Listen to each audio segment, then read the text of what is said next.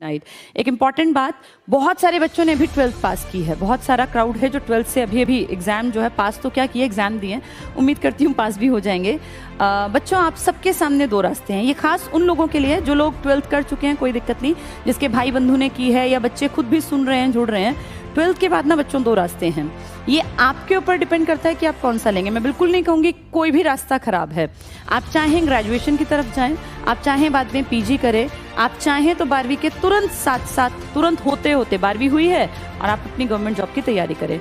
इसमें ना बच्चों ये नहीं होता कि कौन सा रास्ता सही और कौन सा गलत है। ये सारी चीज़ इसके ऊपर डिपेंड करती है कि आप सोसाइटी के किस स्ट्रेटा को बिलोंग करते हैं। अगर आप वेल टू डू हैं, बहुत अच्छे रिच परिवार से हैं, तो आप चाहें तो किसी भी रास्ते पे जाएं, कोई दिक्कत नहीं होनी। लेकिन अगर आप एक आम परिवार को बिलोंग करते हैं, एक मिडिल क्लास फैमिली को बिलोंग करते हैं, आपके फादर आपका खर्चा उठा रहे हैं और अगर वो नहीं कमाएंगे तो घर चलना मुश्किल होगा, या आपके पिताजी खेती करते हैं या आपके पिताजी कहीं नौकरी करते हैं, और इसमें कोई बुराई नहीं होती बच्चों। मेरे फादर भी एक जॉब पर ही थे, एक सरकारी नौकरी पर थे। परिमल सर जो है, इनके फादर किसान थे। ये कोई बुरी बात नहीं है, ना ही इसमें कोई हीनता की बात है। ये सिर्फ जिंदगी को देखने का एक सलीका, एक तरीका है। अगर आपका परिवार बिल्कुल एवरेज है, आपको लगता है कि यार मेरा कमाना ज़रूरी है, कुछ ही सालों में मेरे पेरेंट्स बहुत लंबे टाइम तक मेरा खर्चा नहीं उठा पाएंगे, तो उस कंडीशन में मेरा पर्सनल ये मानना है कि जितना जल्दी हो सके इंसान को नौकरी की कोशिश करनी चाहिए। और 12th के बाद बहुत सारे रास्ते खुलते हैं बच्चों, बहुत सारे।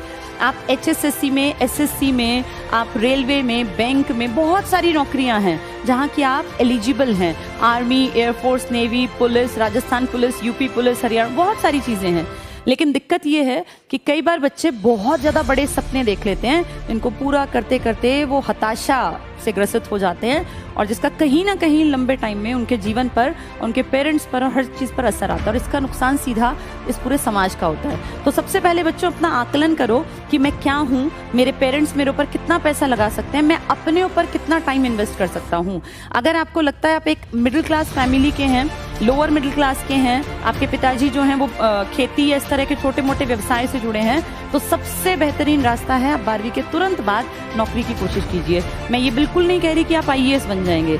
IAS बनना है तो फिर आपको मेहनत अलग तरीके से करनी पड़ेगी। सबसे पहली ज़रूरत होती है पैरों पे खड़े होना बच्चों।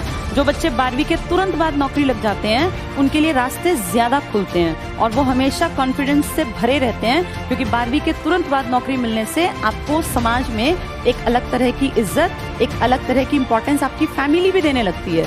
जो अर्निंग हैंड होते हैं 18-19 साल में, उनको समाज समझदारों की श्रेणी में समझने लगता है, और अच्छी बात है क्योंकि उनके भटकने के चांसेस कम होते हैं। तो ये आपकी लाइफ है, आपका टाइम है, और ये टाइम बार बार नहीं आता बच्चों। इसको बहुत सोच समझ के अपनी लाइफ के इस टाइम को अच्छे ढंग से इन्वेस्ट करो अपने ऊपर, और लाइफ में काबिल बनो।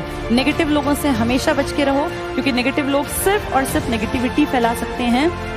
ऐसे लोगों से सोशल साइट्स पर, या आपका कोई पर्सनल इस तरह का फ्रेंड है जो आपको लगता है यार मुझे पीछे खींचने की कोशिश करता है या आपको हमेशा डीमोटिवेट करने की कोशिश करता है, वो कितने ही आपके सगे हों, आप उन्हें छोड़ दीजिए। उनके साथ रिश्ते अच्छे नहीं रहते, क्योंकि वो लंबे टाइम में जाके आपको अपनी ही श्रेणी पर ले आएंगे। पॉजिटिव लोगों से जुड़िए, हमेशा खुश रहिए, प्रसन्न रहिए, ढंग से खाइए पिए, अपने ऊपर काम कीजिए, और इस टाइम में, ये जो टाइम आप लोग जी रहे हैं, इसको अपनी इन्वेस्टमेंट मानिए अपने ऊपर। खूब पढ़ो लिखो, खूब आगे बढ़ो, ठीक है? All the best.